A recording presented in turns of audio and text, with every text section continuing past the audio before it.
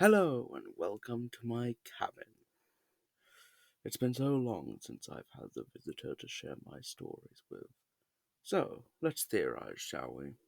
Of course, today we're doing Inscription, but honestly, I kind of feel like YouTubers and people on the internet have already kind of figured out the entire story of this game. In terms of the meta story of the old data and all that, I don't really feel like I can add much. I mean, it's basically all been solved. But I do think that there are some missing details in Act 2 in the original game Inscription. So that's what I'm going to be talking about, but to talk about that, I first have to talk about the actual game Inscription. So, just briefly, in, in 1918, at the end of World War One, Kaiser Wilhelm II wanted to send his army in to fight basically the Allied troops. But of course, his soldiers didn't want to die, and so they instead held a mutiny. And shortly after, the Kaiser was forced to abdicate from Germany. This led to the setting up of the Weimar government, and under duress from the Allies, who threatened to invade if they didn't sign the Treaty of Versailles, they signed the Treaty of Versailles. Now, this had the provision that Germany was to take responsibility for the war, had massive reparations, and massive loss of land. This led to the stab in the back theory, and many Germans felt unhappy. Shortly after, many Germans felt unhappy with it for this reason.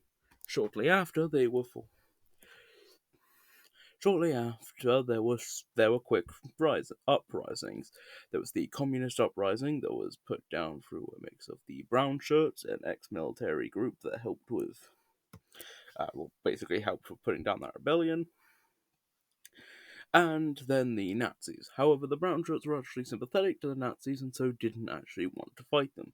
So instead, but fortunately, the Nazis were idiots, and when they took over the beer hall, Captain Ludendorff from World War One allowed the other army to allowed one of the leader of the area effectively to escape, and then he was able to tell the police that the Nazis were coming, and then Hitler hid in a closet and then got caught.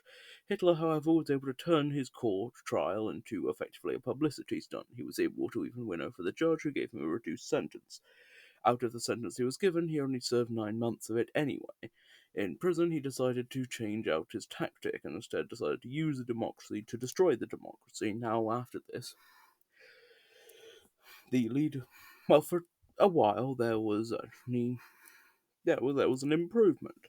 After 1923, the year of crisis, they brought in many American loans, they brought in the Dawes Plan, they brought in all kinds of things to help Germany, and Germany was getting in a good standing. They were getting into the League of Nations, had a new currency to solve hyperinflation, but unfortunately it wouldn't last. As America decided to ruin everything and have a Great Depression. Now, this led to them taking back the loans from Germany, which screwed over the German democracy and led to people turning to more extremist political parties. Now, after the Reichstag fire, the communists were illegalized and this allowed the Nazis to take power. However, before that, it's worth pointing out that there were numerous chancellors of Germany. However, the public didn't like any of them and they were all forced out of office, so instead, the current leader of Germany at the time decided to use Hitler. Now, he wanted to use Hitler as a puppet in order to gain people's support and keep the public on side. However, Hitler had his own plans, and that's when the Reichstag fire came into it. Now, he tried to limit Hitler's power by only allowing him to have two Nazis in the political party place, basically, but it didn't work, and upon his death, Hitler was able to effectively get them to vote themselves out of existence. He took over and became the Fuhrer. In 1939, he then invaded Poland with the communist Soviet Russia and or USSR, and was then able to start World War One. Now, in 1945, after numerous political failures, such as having a late wake up on D-Day. No, I'm not kidding. That's real. Look it up. Hitler lost and committed suicide. However, in the Inscription universe, he also had a bunch of cards in his pocket. This became known as the Carnoffel Code and was put onto a floppy disk. This was shipped overseas, where it eventually got to America. Everyone who ever came into contact with this code appeared to die. And also, notably, the code could not be deleted. This led to the creation of the old data. Now, this somehow got into the hands of Game Funa, and upon the creation of Inscription, it appeared to bring the characters to life. Although it's also worth pointing out that GameWorks, based on the fact that Irving had effectively, during this process of the game being alive, James Cobb was originally going to be the Amber Magician, but he actually enjoyed being in pain, and Magnificus didn't like that, so he worked with Irving from GameWorks to effectively get in a different NPC.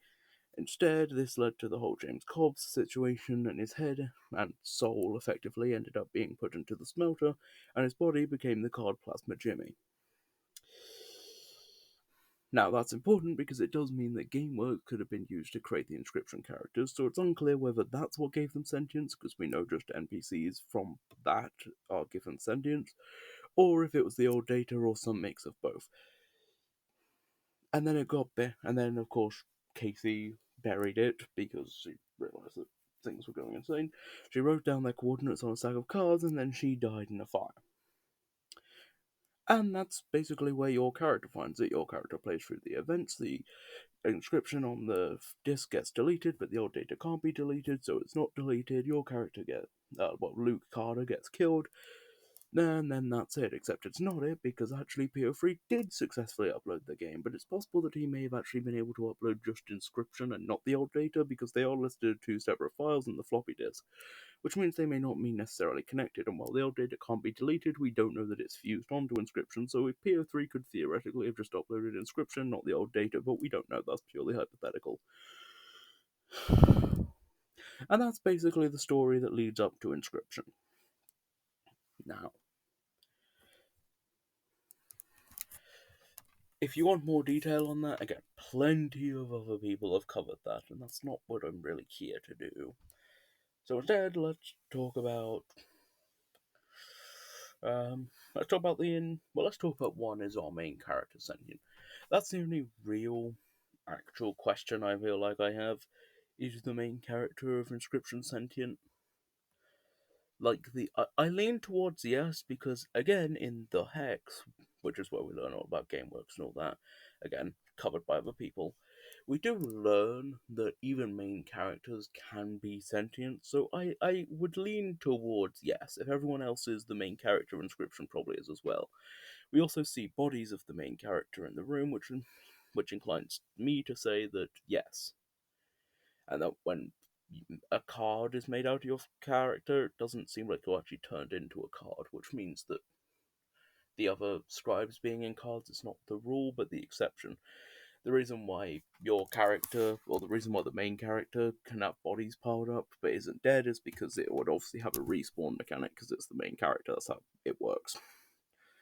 Yes, Leslie does say it's been a while since he had a challenger, and if the main character was sentient, you'd assume he'd be willing to play through, but I should also point out that Leslie isn't trusted source, not because he's a liar, but because he likes to.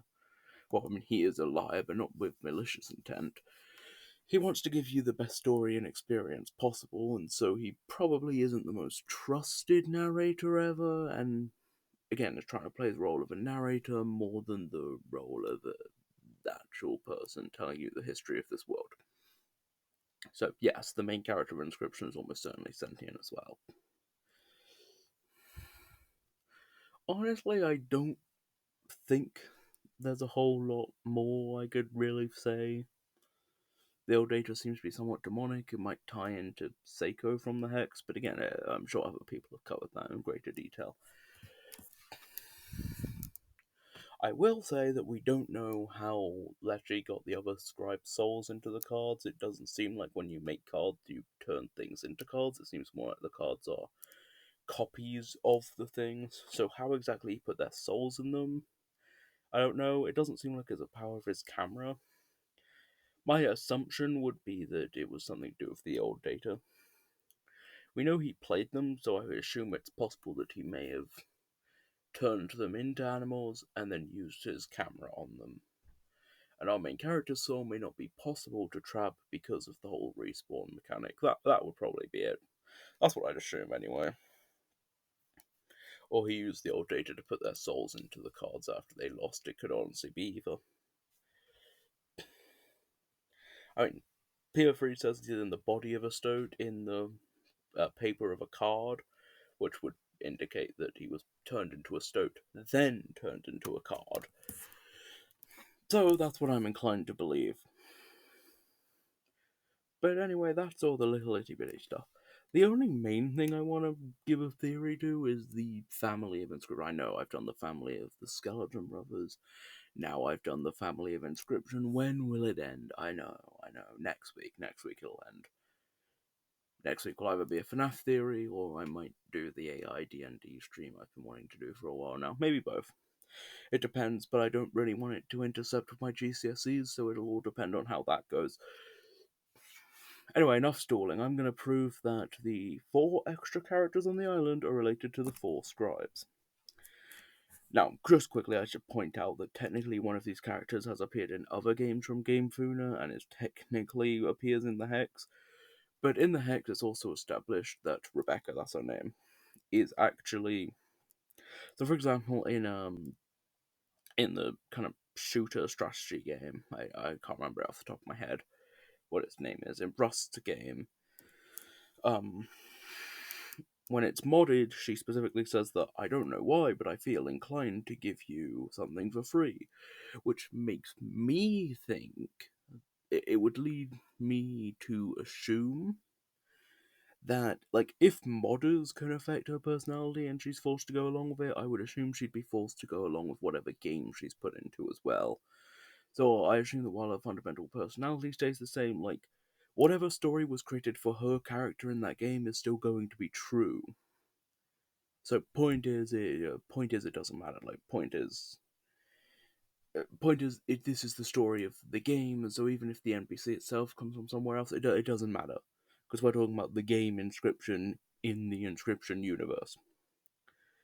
And it's unclear whether the Inscription we play through is that game that's been uploaded or not. I've seen people say that because it was deleted, PS3 had to upload an earlier version. If so, that means the Game Funa's gone down, because it just has straight up evidence that they murdered someone. Although even if not, like, between the video on his YouTube channel saying he's been playing through one of their games, the guy who was on the phone when it happened, and then the uploaded Inscription from his computer, I dare say there's enough evidence to pin his murder on Game Funa either way. So if it does give you any solace, just know that Luke's death wasn't in vain. Game Funa and the assassin are probably done for. Especially since at least 2 of his memory chips won't be in the computer or the camera, so even if she took them, the 2 memory disks would still be alive. Point is, they probably don't get away with this, which, good. Anyway, now on to the families, and let's start with the most obvious one. Okay, so I should establish what I mean. Obviously, you have the 3 scribes, and then you have the 4 scribes, and then their 3 followers. Each of their 3 followers seems to match the card type, either being dead, being alive, being beasts in some way, maybe, being robots, or being magicians. They are just followers / students of the scribes, but there are also 4 extra characters. You've got the Bone Lord, nice name. You've got Rebecca, whose name is never given in Inscription, but we know from the Hex. You've got the Woodcarver, and then you've got the Mycologists. Let's start with the easiest one, and that's the Woodcarver. The Woodcarver and Magnificus are related. I mean, think of it this way. First off, Magnificus is the scribe of magics, and the Woodcarver uses magical totems. Second off, the Woodcarver can be found sitting on a tree stump surrounded by trees. Magnificus is a tree. Next off, the Woodcarver, literally her magic, uses glowing eyes on her totems. Magnificus's eyes glows. Magnificus's power in his boss battle is that he can remove and add sigils, and the Woodcarver can add sigils to specific species of cards. That's already very similar, but they can also both see the future. Magnificus is very obvious, it's just there the whole time. Just throughout the entire gameplay of Inscription, Magnificus can see the future, we all know that. But the Woodcarver can also see the future. For example, during Act 2, she tells you not to dig deeper, but then also says that you will. Sure, she says that all humans do, but by this point, the only human she should have met is Casey, so 1 is not exactly a good file, is not exactly a good testing size. But the more important, the more obvious time she sees the future is in the final act. Now, during Magnificus's battle, he once again sees the future, saying, "Why not eject the disc, Luke? Save me and whatever is left. But alas, you do not. I have foreseen it." Now, when you talk to the woodcarver, she says, I don't recommend you see the old data, or something like that. You will not heed the warning. It's exactly the same way Magnificus talks, telling you to do, or in this case, not to do something, but then saying it won't matter because they've already seen that you'll do it anyway. Again, they can see the future. Point is, the connections between those two are easy. The only real problem is that Leshy in Act 1 says that the woodcarver is ancient, but it's worth pointing out, again, he's acting as a narrator here, not as himself. So he may be saying ancient in relation to your character, who is of course a newcomer to this island, and Luke, or ancient in relation to Luke in universe. So it may not mean ancient in relation to Leshy. So that's not actually. And again, Leshy again not always trusted necessarily. Onto the mycologists, and honestly, the mycologists and Leshy might actually be a bigger connection. So Leshy is a Leshy, nature spirit, basically. A guy with a bunch of plants growing off his face, and the mycologist is a guy with fungi growing off his face. Now, fungi aren't plants, but in fact, they're closer to animals, but they're still pretty similar. And also, and more importantly, consider the mycologist's main theme. They can fuse cards. In Act 1, they can fuse 2 of the same cards to give you a stronger card. In Act 2, they do that but for sigils, instead of just straight up stats. I guess the sigils also carry in Act 1. And then in Act 2, they can just fuse cards together. That's the whole boss battle gimmick, is they fuse cards together. Okay, I mean, that's pretty cool. But Leshy doesn't do that. He just has animal cards. He doesn't fuse cards, except he does. Consider his boss battle in Act 2, or even the death cards in Act 1. Both of them, in Act 2 especially, a card dies, he takes its stats, he takes its sigils, he takes its cost, its portrait, and he says that you should be proud, because while the stitching is his own, they are your cards. And he creates a fusion of cards. You seen that? The mycologist fuse card, he fuses cards. That's even how death cards worked in Act 1, which is just kind of cool that his gimmick in Act 2's boss battle is how he makes, death cards in Act 1. That's just really awesome, but also, more importantly, it connects to the mycologist. They do the same thing. They take multiple cards and they fuse them together, and in the mycologist boss battle in Act 3, they can fuse different cards, just like Leshy can. Theirs is obviously less refined, but it makes sense that it would be because they're younger, right? He's older as a creature.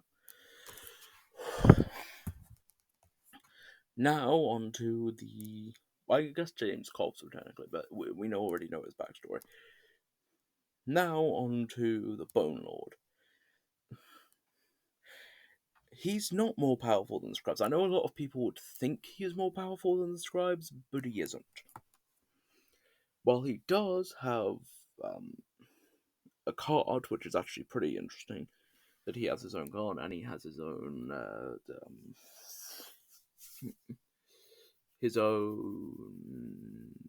boon. His own boon, right? He has his own boon and he has his own card. That's pretty cool. But also, Leshy still uses his head as part of his game. Leshy doesn't show him any kind of reverence or fear. And while he does know about the old data, he is literally living in Grimora's basement. He's also made of bones. And we never see him create cards, so we don't even know that he's the one who created these cards or boons. And we know that Leshy has boons, at least when he has the old data, so it doesn't even necessarily seem like he's below. And again, if he was the scribe's children, he technically would be equal to the scribes anyway. So the connection to Gamora, pretty good.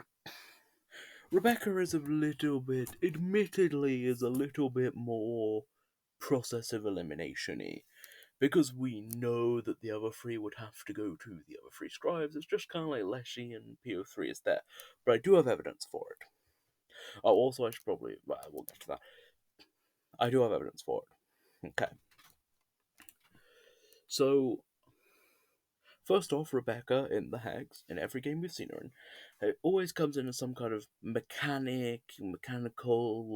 type power set, and also, most importantly, in the battle, she's even part robot. Now keep that in mind, because when you bring that over into Inscription, how can she build a bridge so fast? Okay, but sure, that might just be an in-universe, in-game thing, but now consider Act 3. When PO3 is talking to on the bridge, she, recalibrates. And it's the only time we see anyone ever recalibrate, even PO3. It's when she's trying to give away PO3's plans, or at least saying, being a pawn in this android's game, not doing it for you, and then she gets recalibrated. Interesting. Could imply she's a robot, but it's Act 3, so maybe it's her personality matrix inside of PO3. We don't know. But now, go back to Act 2. And also, we know thanks to Act 3, the robots do manufacture children, but that's not really kind of relevant. In Act 3, now consider her. Well, now consider the fact that we know that there are robots that can turn into animals. Or, robot animals.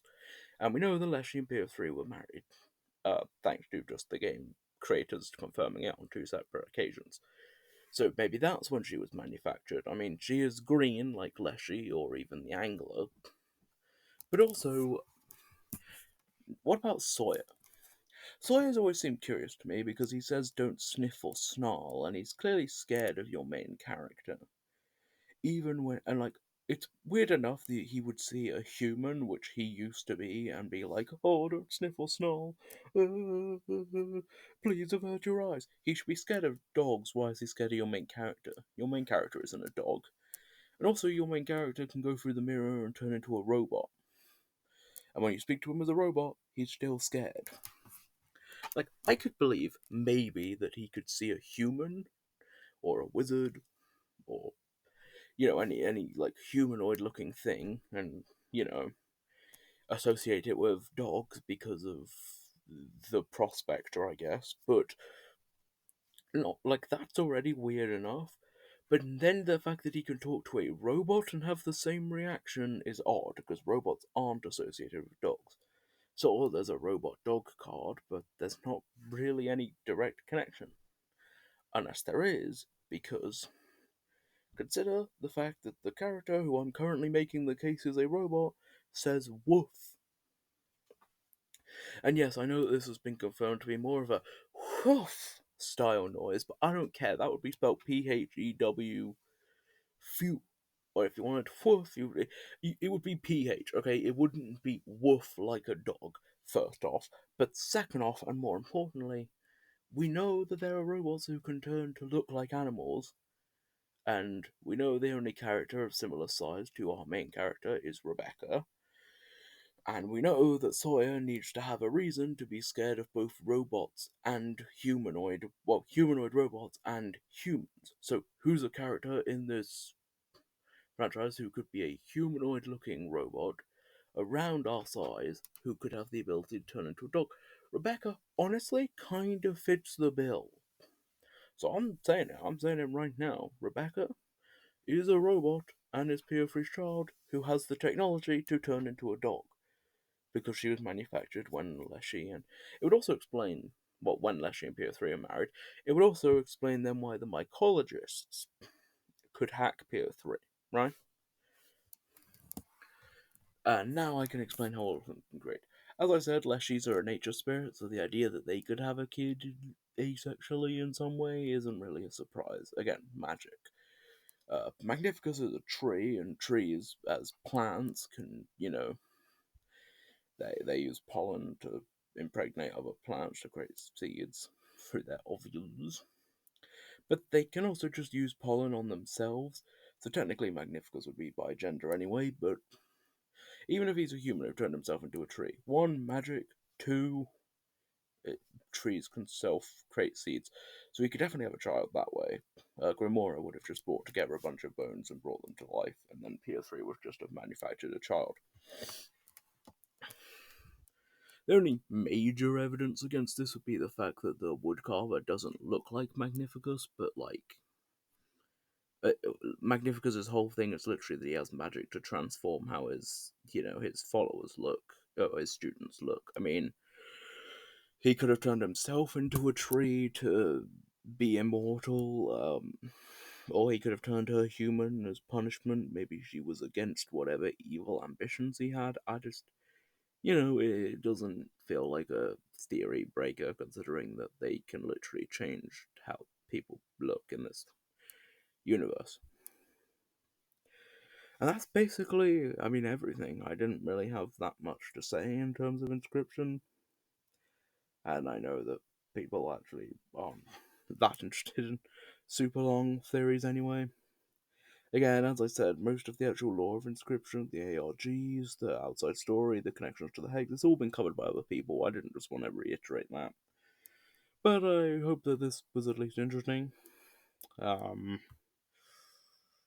yeah, thanks for watching. I don't think there's anything else in story and universe. Just know that PO3 was likely in the body of a stoat when he was already battling Leshy, and I think that's great. Don't make any stoatal misplays. Alright, bye now. Also, again, they could all have had a happy ending because they could have been uploaded onto the internet without the old data because it was a separate file, which would mean that, technically speaking, they would no longer have the old data affecting them, and they'd still be sentient because they were sentient anyway. They were uploaded to the internet as sentient beings. Also, they could have just been created by GameWorks and so would be sentient regardless of the old data. Point is, they could be sentient online without the old data, which means that the old data wouldn't, encourage their hatred for each other, which means they could have a happy ending. So, that's nice. And yeah, thanks for watching, and don't make any misplayers.